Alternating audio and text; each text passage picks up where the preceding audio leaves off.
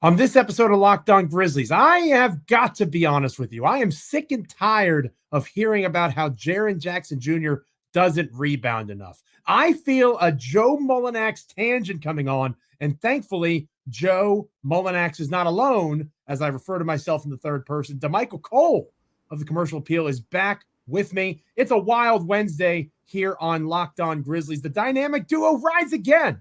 Let's talk about Jaren Jackson Jr. and so much more. Lock in with us. You are Locked On Grizzlies, your daily Memphis Grizzlies podcast. Part of the Locked On Podcast Network, your team every day.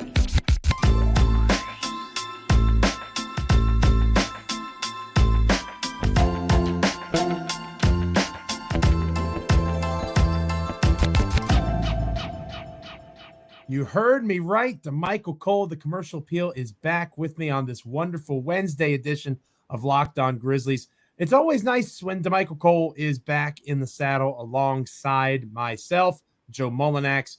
Damichael, of course, of the Commercial Appeal there in Memphis, Tennessee. But you're not in Memphis, Tennessee as of this recording, Damichael Cole. You are out on the road once again. I'm starting to think you just have a thing for Houston, Texas. Yeah, Houston's one of my favorite cities. I like Houston. There you go. It's fun. It's good eats down here. I like the state of Texas. Period. It's a cool state. I like Texas, but Houston, good vibes.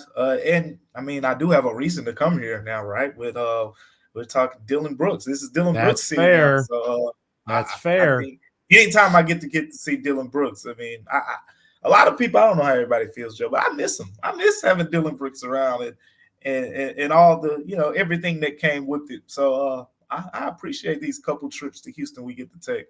He's good for the content creators like you and I. That's a safe bet. It's good to have him, and it's good to have you back with me, partner, there in Houston, getting ready for Grizzlies Rockets tonight. Obviously, we'll talk more about that later on in the show. But first, I want to make sure that I am shouting out our wonderful sponsor for this episode of Locked On Grizzlies, Gametime. Download the Gametime app, create an account, use the code LOCKEDONNBA for $20 off your first purchase. I also want to shout out you, dear listener, dear viewer, wherever you're taking in the show, whether it's on YouTube. And our first topic on today's program is driven by what a lot of the comments on YouTube had to say. So you guys get a chance to decide what we discuss here on Locked On Grizzlies every once in a while. Make sure you're commenting, liking, commenting, rating, reviewing, subscribing, all of those sorts of things, both on YouTube and wherever you get your podcasts.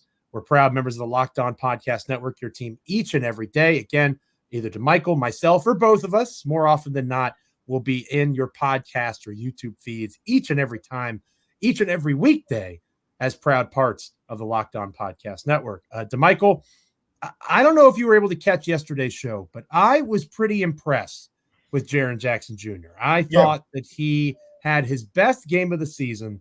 I thought that was kind of, I don't want to say undisputed because, it's rare to have an undisputed take in today's day and age. I didn't think that would be argued against that much, right? And I'm a pretty arguable guy, right? If I said the sky was blue, there's people out there that would say, no, Joe, it's green. Right? That's just kind of the rep I've built over the last decade of covering this team. Yeah. I thought it was wild. And it happened on social media too. It happened on X at Joe Mullinax. But it also happened in our YouTube comments, as I alluded to a moment ago. I shout out Jaren Jackson Jr. for scoring an efficient 41 points. And efficient. In my opinion, outplaying Luka Doncic. Now, it's close. If you want to argue for Luka, I understand the argument. But I thought Jaren was the better player on that particular night.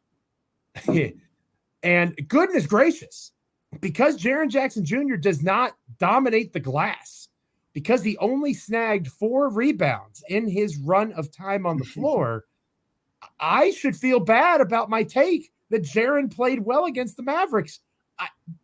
Tell me I'm taking crazy pills, because I feel like I'm taking crazy pills to Damichael Cole. Did Jaren Jackson Jr. not play a good game?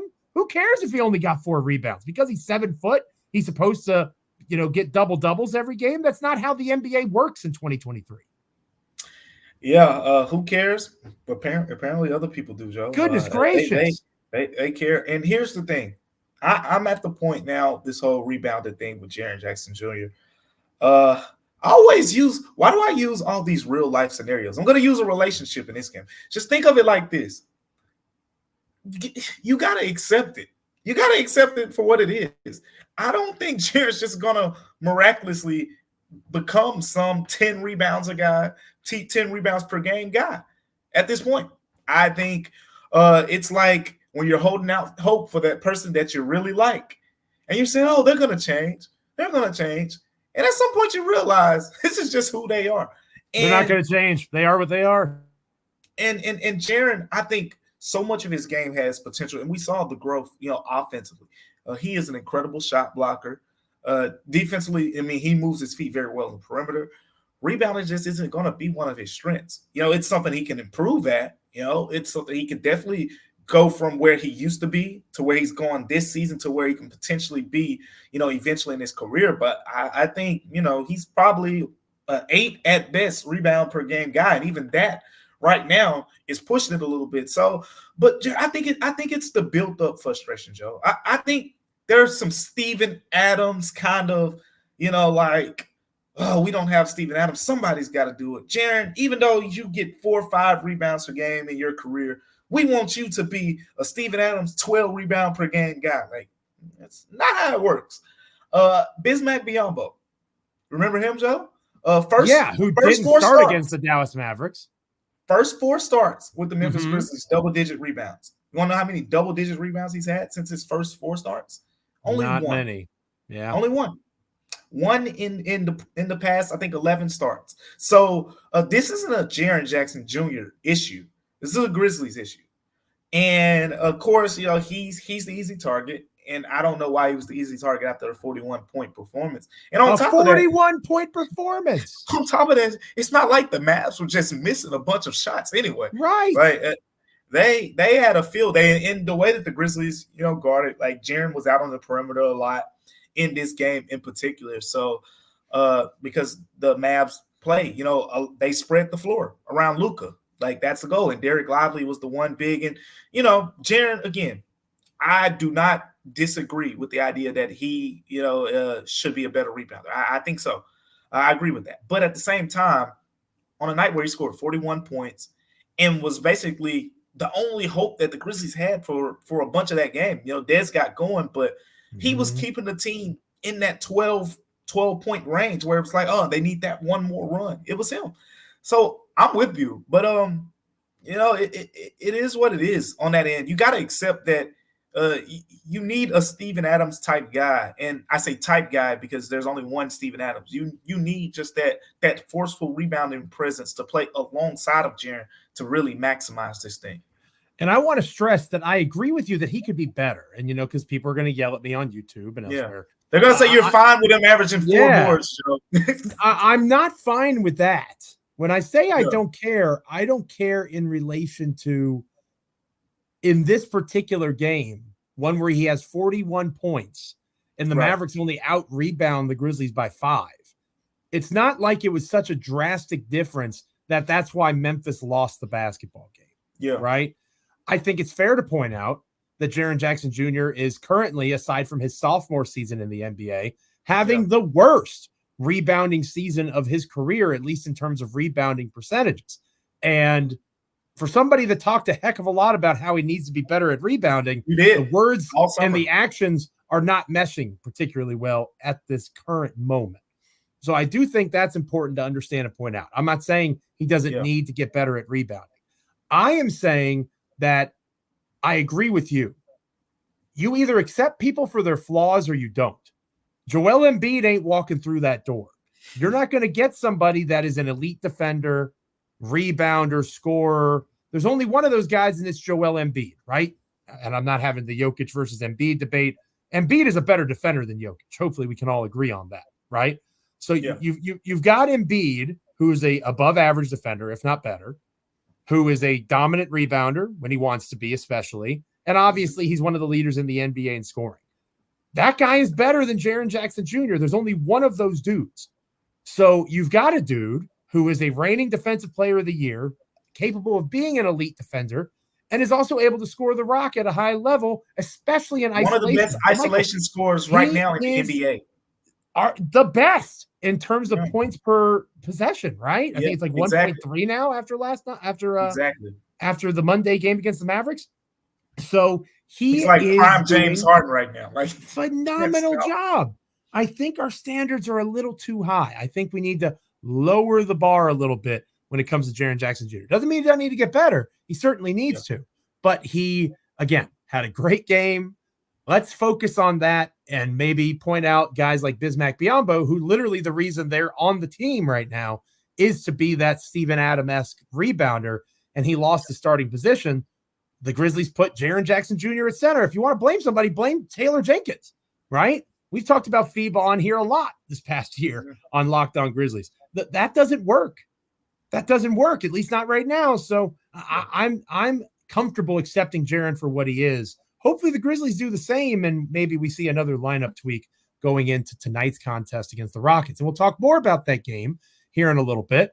We're going to talk next about the current home court woes for the Memphis Grizzlies. But before we get to all of that, I want to make sure that I give a shout out to the wonderful folks over at eBay Motors. Our partners at eBay Motors have teamed up with Locked On Fantasy Basketball host Josh Lloyd to bring you some of the best fantasy picks every week all season long.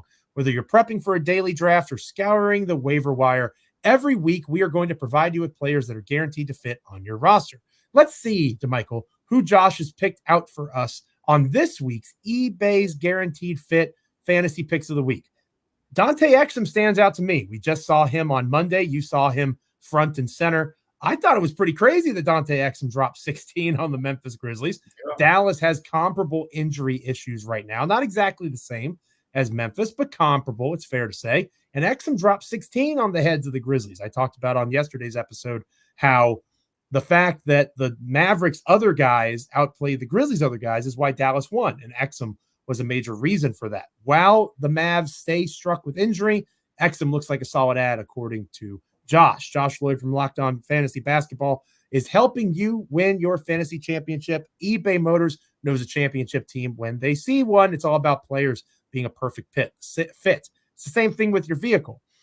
It's important to understand that with over 122 million parts for your whip, your ride or die vehicle, you can make sure that your ride stays running smoothly. Brake kits, LED headlights, roof rack, bumpers, whatever the case might be, eBay Motors has it. With eBay's Guaranteed Fit, it's guaranteed to fit your ride the first time, every time, or your money back. Plus, at these prices, you're burning rubber, not cash. Keep your ride or die vehicle alive with ebaymotors.com. eBay Guaranteed Fit, only available to United States customers. Eligible items only. Exclusions apply. Damichael, the Memphis Grizzlies are struggling at home, right? Things are not going well for them. A team that over the last 2 seasons has been the number 2 seed in the Western Conference. For whatever reason, 1-10 in the friendly confines, not so friendly confines of FedExForum. They're a better road team this season than they are a home team. Taylor Jenkins alluded to that, mentioned that in his post-game press conference comments. Obviously, as the beat writer for the Commercial Appeal, you're there in those situations. You heard him say that live, front and center. What are your takeaways? Because you've been at most, if not all, of the Grizzlies' home games so far this season. Why is it that, again, it's defying conventional wisdom, right? The Grizzlies are a team that has been successful at home. Usually the logic is last season in the whole league. You're more comfortable there. Role players are better at home usually. That has not been the case. And if you want to talk about things that you're worried about, I'm more worried about this home record thing than I am Jaren Jackson Jr.'s rebounding. Because if the Grizzlies are going to turn this thing around and crawl back into the play-in and eventually playoff race, they're going to have to rattle off a lot of victories, and the home ones are going to have to be the ones that they depend on like they have in the past. Yeah, I think they've just had a tougher slate at home right now than the road games, and that's kind of what's been a part of it. And then when you factor in, what we've seen in terms of the injuries as well, I think those are all factors. But I'll just go through, some of the home games that they've had to play. They started off against the Pelicans, right? We see how good they are at this point. The next home game was against the Dallas Mavericks, and we see how good the Mavericks are at this point. And then after that, played the Miami Heat. The game that you probably should have won was the first game against the Utah Jazz. They lost 127, 121. Yeah. That's one that kind of stands out. But if you go from there, guess what? They lost to the Celtics by 2 at home. That's the next one. You lost to the Suns who have been one of the top teams when Devin Booker and Kevin Durant play. You lost to the Timberwolves, who currently have the best record, in the NBA. You beat the Jazz, and then you have another loss to the Timberwolves, and then the loss to the Mavs, a couple nights ago. So basically all of those losses are to current playoff teams except the Jazz, I believe, if I stated that correctly. So it's been a tough slate. At the same time, I do think, you're playing at home. So when you play the Mavs without Kyrie Irving and Grant Williams, you should be able to win. One thing I did disagree with you on was you said Jaren was the best player on the floor. I do think that Jaren was great, but Luka controlled that game. And that's fair in terms of the pace. It seemed like he could get whatever he wanted whenever he wanted. They guarded him like face guard him, taking guys away from the basket. Like, it was just so easy for the other players because the Grizzlies had so many eyes on him. I thought the 12 for 13 free throw shooting kind of took away his scoring. His scoring was inflated. He took as many free throws as the Grizzlies made as a team. I'm not going to disagree with you there, because I noticed some of that too, and it's him flailing around all over the place and all that. But that's neither here nor there. The point is, I do think that some of those concerns are valid. Defensively, the Grizzlies haven't been as good at home for whatever reason, and it's funny because it's not funny, but every time we've seen the Grizzlies have these tangents, whether it was Marcus Smart's comments, whether it was Derrick Rose comments, whether it was Taylor Jenkins getting after him. Did you see that after the game? He got into him good. Yeah. And from what I was told, that had nothing on the locker room at halftime. So he apparently got into him good, in the locker room at halftime as well. So, but each of those instances have been at home. So home is basically where they're saying we need to play with more energy. We need to, communicate better. Like, it's happening at home. I guess when these guys are on the road, you're away. It's just you and your guys, and it forces you to lock in a little bit more. But you just don't see these kind of splits, even for young teams, right? Even the young teams tend to play better. So it's hard to make sense of it, Joe. The only thing that I can point back to is so far this season, their home slate has been much more difficult than, playing Portland, for example, twice, out there in Portland and things like that. It's been a little bit tougher for them at home. That's fair. And I do think that is important context, right? Who you play obviously matters, especially in this weakened state that the Grizzlies are in, with Ja Morant's return approaching next week. It's just fun to be able to say that, right? I think we're at 6 days now, 6 days away from Ja being eligible to return against the Pelicans. So it's a good time to be a Grizzlies, again, content creator, fan in general, as Ja's return approaches. Do you agree with me that you're more concerned about the home slate, or do you think it's kind of like the Jaren rebounding thing? Again, I refuse to accept that the Grizzlies are this bad at home. I can accept that Jaren's not going to be an elite rebounder. I can accept that. Being 1-10 at home, if you have any hope of trying to turn this season around, that has to be one of the first things that changes. And the fact that they can't get their energy up in front of a home crowd, the fact that they're having these issues, and Taylor Jenkins and Marcus Smart, these guys are losing their minds in a setting. Again, this used to be the Grindhouse, right? But this used to be a place where people hated to play. You've talked about Anthony Edwards in that way before. It's just not happening right now for this team, and that's concerning. This should be where they rack up the wins, even with the tougher schedule. But just think about energy plays, right? They're missing those guys right now. Marcus Smart, he'll be diving all over the floor right now for loose balls. That's how you change a team's energy. The whole bench will get up if you dive on the floor and beat three opposing players. It's contagious. So, and think about something as simple as an alley-oop. We've only seen one. Like, Zaire Williams caught that one in transition, and Zaire Williams was catching these, it felt like every game, at one point. And when Ja gets back, we're going to see 3 or 4 of those a game probably. When Brandon Clark, it's long ways from now potential, but when Brandon Clark gets back, you're going to see 5, 6, 7, 8 of those a game. At that point, the point is that they're missing, as Taylor Jenkins likes to say, some juice. The guys who will bring that. You know, when Luke Kennard comes off the bench and he makes 3-4 3-pointers and the guys on the bench are waving their towels around and everyone's standing up, like those are instant spark plugs that they're missing. That is a part of this as well. So I think with Marcus Smart, you're going to get that guy who's going to not only just talk it, but he's going to be that guy who's going to dive on the floor, who's going to take that charge and things like that. And the Grizzlies don't take a lot of charges. Like that's an energy shifting play. You know, when a guy gets coming downhill on a 2-on-1 and you know you're about to give up 2 points and Marcus Smart steps in front of him and you're going back the other way. All of those little things. We've seen it. We've seen it 100 times. I can go back to the playoff series against the Minnesota Timberwolves. Most of you will remember when Ja Morant dunked over Malik Beasley, that was in the third quarter, and I think the Grizzlies were down double digits. They came back to win that game. A furious fourth quarter comeback after that dunk. Got the whole bench, got the whole arena rejuvenated in there. So they're missing those guys that really kind of provide that flip. You know, Jaren's been good for it in the past as well. We've seen it. You know, he's not getting as many blocks this year for a bunch of different reasons. But those are those type of players. You know, they're juice guys to me. They need more juice. They're thirsty for it. Thirsty for the juice, Damichael Cole. Hopefully, John Morant will be able to be the juice man, so to speak, and deliver it here in the next several days. Looking forward to that, hopefully, happening there at home. I think the first home game is against the Indiana Pacers. That'll be a fun episode of Locked On Grizzlies next week. I think it's poetic, Joe. Oh, yeah. Me and Halliburton. Can't wait to discuss that more in depth on a future episode. We're going to finish up this episode talking Grizzlies Rockets next here on Locked On Grizzlies. But first, friendly reminder that Locked On has launched the first ever national sports 24/7 streaming channel on YouTube. Locked On Sports Today is here for you 24/7, covering the top sports stories of the day with the local experts of Locked On, like myself and Damichael, plus our national shows covering every league. Go to Locked On Sports Today on YouTube. Subscribe to the first ever national sports 24/7 streaming channel.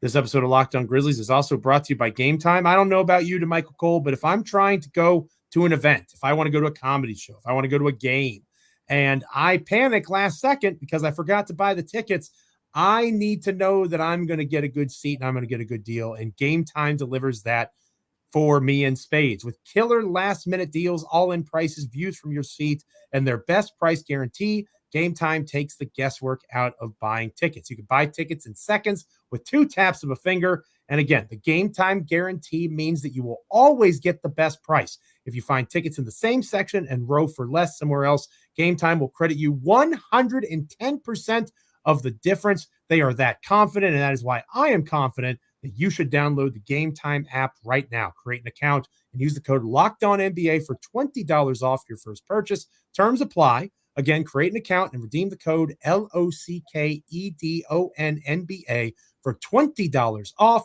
Download Gametime today. Last-minute tickets, lowest price guaranteed. Damichael Cole is there in Houston for Grizzlies Rockets tonight. We'll talk that game next here on Locked On Grizzlies. Stick around. Welcome back to Locked On Grizzlies. I am one of your hosts, Joe Mullinax. Been covering the Grizzlies for over 10 years at a variety of spots: Grizzly Bear Blues, Bluff City Media, SB Nation, Fan-Sided. Damichael Cole, been covering the Grizzlies as a beat writer for the Commercial Appeal for some time now. Between the two of us, you are in the right spot for Memphis Grizzlies content. We've been talking Jaren Jackson Jr., home record. Obviously, the Grizzlies are on the road, and Jaren Jackson Jr. will have to have another great appearance for this Memphis squad if they hope to knock off a still surprisingly competitive Houston Rockets team, right? They're still hovering around 500. They lead at home. They have the opposite attention issue of the Grizzlies. They're not as good on the road, but they're very good at home. How does Memphis go into the house that Dillon Brooks is building and find a way to knock off old friend DB and the Rockets? What are some of your keys to tonight's game, Damichael? Joe, I'm about to throw you for a loop with this one. We didn't talk about this before the show. So, but first, before I get to that, I'm going to say the number one thing is defensively, you got to lock in this game. Houston is one of the best defenses, has been one of the best defenses in the NBA, especially at home. They're good. Like Ime Udoka, Beast carried over that same kind of pedigree that he helped build in Boston, brought it here. Fred VanVleet at the point of attack, Dillon Brooks, hounding top perimeter scorers. I mean, the list goes on all the way. down to guys they have coming off the bench. They are loaded defensively. They play physical. They play aggressive. And it's going to be a tough game from that standpoint. Grizzlies have to match their physicality, have to match them on the defensive end. If you remember in the last meeting in Houston, the Grizzlies were nip and tuck with them pretty much most of the game before late third, early in the fourth quarter. I think it was early in the fourth because it was like a 6-point game going into the fourth quarter. And that's where Houston kind of separated themselves. And before we knew it, the reserves were in the game. But speaking of the reserves, so that's why I got to make this point real quick. Joe. I look. I think you gotta find something right at the bottom of that bench round. I think it's time to give Kenny Lofton Jr. a look. Damichael Cole. Just give him a look. Damichael Cole. Just give him a look. You know as well as I do, and this could probably be something we talk about later on this week. I know where you're going. That guy's got 6 days left on this roster, dude. Look. 6 days. They're not going to waive Bismack Biyombo for Kenny Lofton Jr. You know that. You saw what I said. You saw what I wrote. The guy's lost 20 pounds. I've seen it. I was down there at the Hustle game last week. He was nimble. He looks good. All I'm saying is this matchup, Alperen Sengun, he's a talented. He is super. One of the best young bigs in the NBA. One of 100%. The best. Yeah, he's an all-star right now. But I feel like from a physicality standpoint, if you want to just give Kenneth Lofton Jr. a chance, this game makes sense to me because you could use the offensive boost. Like, let's not act like the Grizzlies are averaging 115 points a game or something right now. Like, they need offense in the worst way. That's why Santi Aldama was put in the starting lineup, because the Grizzlies only had 2 guys who were consistently giving them double figures in the starting lineup, and that's Desmond Bane and Jaren Jackson Jr. And that the hope was Santi could be, another guy who could give you that scoring punch. But there's also one on the bench who pretty much when he plays, he produces points.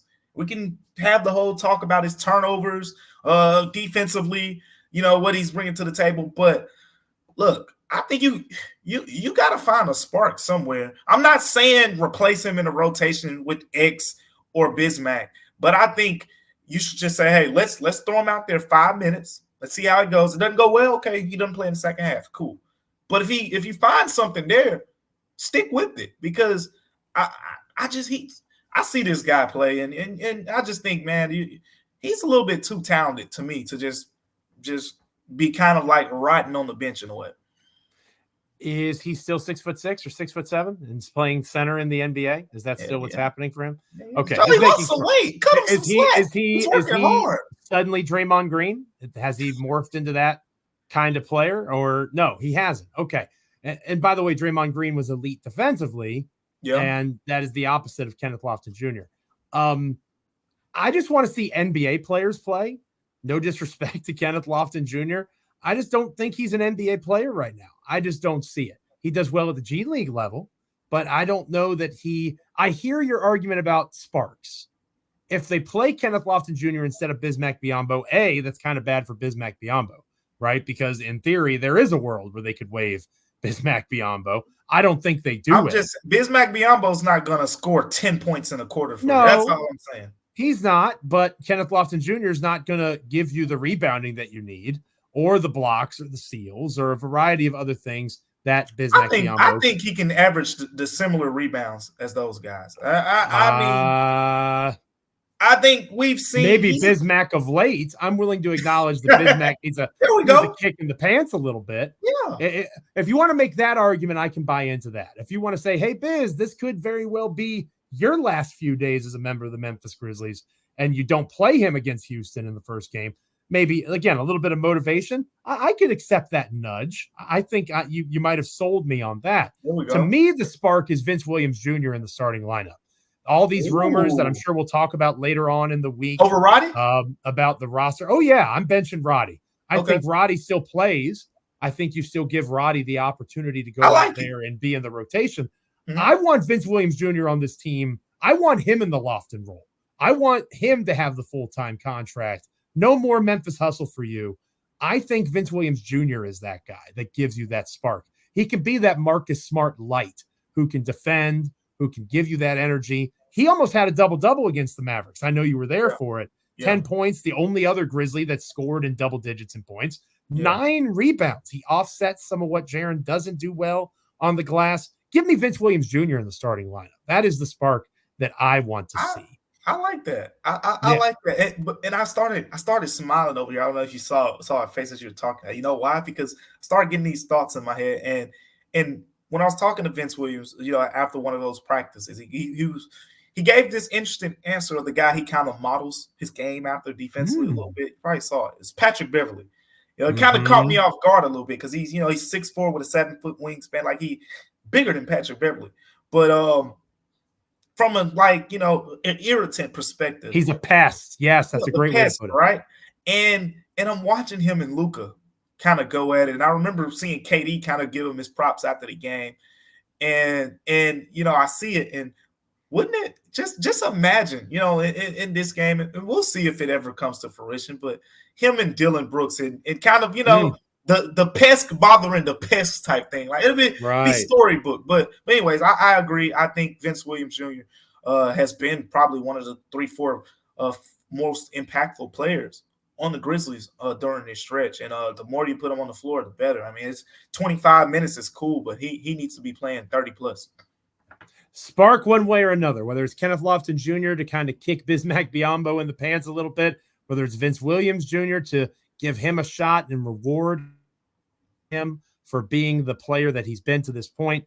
I think they need some sort of jolt, and hopefully one way or the other, it comes for the Grizzlies here against the Houston Rockets. A big one there in Houston that Damichael Cole will be in the building for, covering for the commercial appeal, but also, of course, for Locked On Grizzlies here as well. And speaking of Locked On Grizzlies, Damichael and I thank each and every one of you for checking out the show wherever you do so, whether it's on YouTube, wherever you get your podcasts. Like, comment, rate, review, subscribe.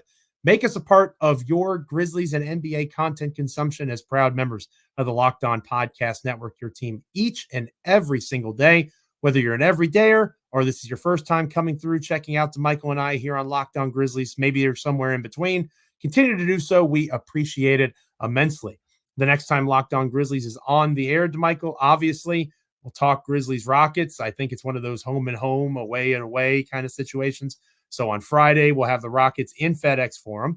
And then you also, I alluded to it a little bit a moment ago, Shams Charania and other reports coming out. The Grizzlies are making calls. Obviously, John Morant's arrival will change the roster a bit. Maybe some trades involving Jake LaRavia, John Conchar might be in the mix is the rumor. That seems like something we could talk about on the next episode or two. Yeah, for sure. It's definitely about that time. And it's also something I wrote about today. So there you go. It's about that time. Yeah, we definitely need to get into that topic because that is kind of, the ricochet effect of getting John Morant back. Someone's got to roll. Something comes next. That ripple effect. Ja is the rock. And I think this is the pond. This is also Jalen Noel's last game, I believe, on his 10-day. It's this one or the next one against Houston, but I'm pretty sure it's this one. So in the next couple of days, Noel will no longer be eligible. So you either sign him for the year then, or he moves on along himself. So this Grizzlies team is going to look different over the next few days, and that's something that we'll talk about here on future episodes of Locked On Grizzlies. Until then, though, have a wonderful Wednesday. For Damichael Cole, I am Joe Mullinax. Wherever you get your podcast, make sure you're liking, commenting, rating, reviewing, subscribing. Until next time, this is Locked On Grizzlies.